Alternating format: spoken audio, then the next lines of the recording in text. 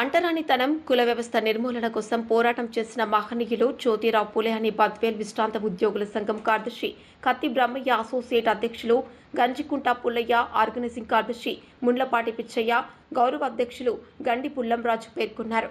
శుక్రవారం నాడు విశ్రాంత ఉద్యోగుల సంఘం కార్యాలయంలో జ్యోతిరావు పూలే చిత్రపటానికి పూలమాలలు వేసి ఘనంగా నివాళులర్పించారు. ఈ సందర్భంగా వారు మాట్లాడుతూ జ్యోతిరావు పూలే 198వ జయంతి సందర్భంగా ఆ మహనీయుడు చేసిన పోరాటాన్ని గుర్తు చేసుకోవాలని, ముఖ్యంగా స్త్రీల విద్యకు ప్రోత్సహించిన విద్యాదాత అని, మహిళా ఉద్ధరణ కోసం కృషి చేసిన మహానుభావుడని అన్నారు. ఆయన తన సతీమణి అయిన సావిత్రిబాయి పూలే ద్వారా స్త్రీలకు విద్యను ప్రోత్సహించుటకు అనేక పాఠశాలలను స్థాపించి మహనీయుడయ్యాడని అన్నారు. అటువంటి మహనీయులను మనం గుర్తు చేసుకుని ఆయన బాటలో నడవాలని కోరారు.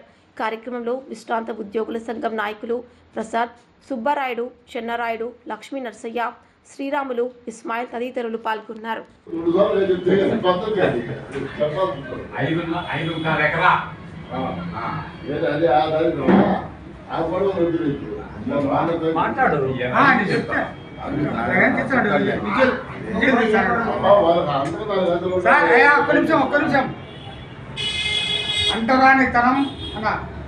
అంటరానితనం కులవేక్షతకు పోరాడిన మహనీయుడు జ్యోతిరావు పూలే. జ్యోతిరావు పూలే గారి 198 జయంతి సందర్భంగా మన పెన్షన్ కార్యాలయంలో ఆయన చిత్రపటానికి పూలమాలలు వేసి ఘనంగా నివాళులర్పించడం జరుగుతుంది. ఎందుకంటే ఆ మహనీయుడు బీసీల అభ్యున్నతి కోసం, అనగాని వర్గాల అభ్యున్నతి కోసం ఎంతో పాటుపడిన వ్యక్తి జ్యోతిరావు పూలే. ఆయన నిజంగా మొత్తము భారతదేశాల్లో కూడా జ్యోతిరావు పూలే అంటే విద్యను ప్రోత్సహించిన మహనీయుడు ఆయన.